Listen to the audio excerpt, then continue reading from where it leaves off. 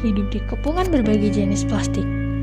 Mereka adalah temanku yang selalu mengulurkan tangan, membantu kapan dan di mana saja. Tidak ada teman fleksibel mereka, tapi mereka adalah ancaman juga bagi kami sebagai manusia. Kami hanya menggunakan dan menutup sisi hitam kawan fleksibel kami. Apakah plastik pura-pura menjadi teman kami untuk merusak habitat manusia? Ataukah kami yang terlalu menggunakan teman kami di saat butuh dan membiarkannya terlantar sehingga merusak habitat kami? Mungkin jawabannya adalah pertanyaan kedua. Aku begitu mengkhawatirkan habitat manusia, tetapi aku tidak bisa melepaskan sepenuhnya teman-temanku. Adakah cara yang tepat untuk tetap berteman dengan mereka tanpa merusak habitat kami secara tak langsung? Plastik adalah ciptaan manusia yang diciptakan untuk menjadi teman yang membantu manusia kapanpun, dimanapun, untuk siapapun dan apapun. Jadi, kita tidak perlu membuang teman kita. Alangkah baiknya jika kita melakukan sesuatu untuk membuat teman kita berguna secara optimal, yaitu bisa dengan cara 1. Mengubah plastik yang tidak terpakai menjadi kerajinan tangan. Pemanfaatan plastik menjadi kerajinan tangan sudah banyak dilakukan saat ini. Contohnya seperti membuat tas dari plastik, hiasan ruangan, botol plastik juga bisa dijadikan pot tanaman loh. Bahkan botol bekas air mineral juga bisa menjadi hiasan taman dengan mengkombinasikan beberapa sampah plastik beda warna sehingga hiasan tersebut terlihat berwarna untuk diletakkan di taman dan berbagai kerajinan tangan yang terbuat dari sampah plastik. 3. Menggunakan tas kain dan produk isi ulang.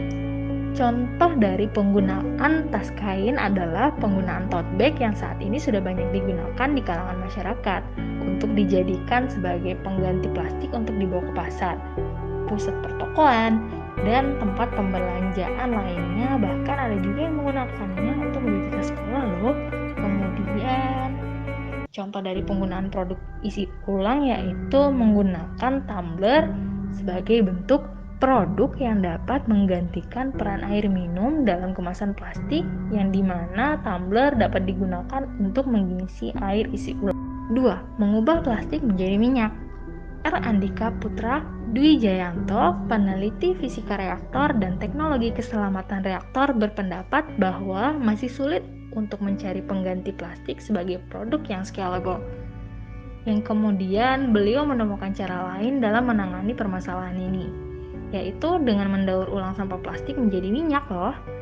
Karena bahan baku pembuatan plastik itu sendiri berasal dari minyak bumi atau gas alam yang nantinya hasil ini didaur ulang akan dijadikan sebagai minyak bahan bakar dan bisa dipolimerisasi menjadi plastik. Manfaat lainnya juga dapat digunakan sebagai feedstock minyak mentah untuk keperluan industri plastik yang bisa dikurangi secara signifikan. Fun fact nih, bahwa teman kita ini sudah bisa didaur ulang loh dengan bakteri.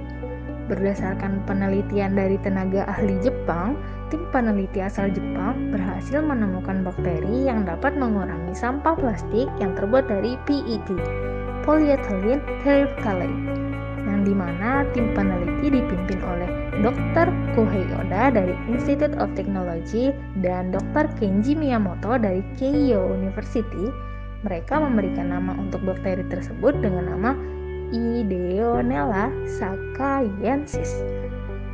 Mikroba jenis ini ditemukan secara tidak sengaja pada tahun 2016 oleh McKeehan bersama tim peneliti yang tergabung dalam Laboratorium Energi Terbarukan Nasional NLEL di bawah Departemen Energi AS yang berawal dari ditemukannya mikroba berevolusi dengan memakan limbah plastik di pembuangan limbah pabrik di Jepang. Melalui uraian tersebut, kita dapat menentukan pilihan untuk bertindak sebagai teman dari plastik dengan harus melakukan tiga poin tersebut, agar kita tahu bagaimana harus berterima kasih ke plastik. Jangan membuat mereka jadi kambing hitam atas lusunya dunia ini. Heal the world, make a better place for you for me and the entire human race. If you care enough for the living, make a little space and a better.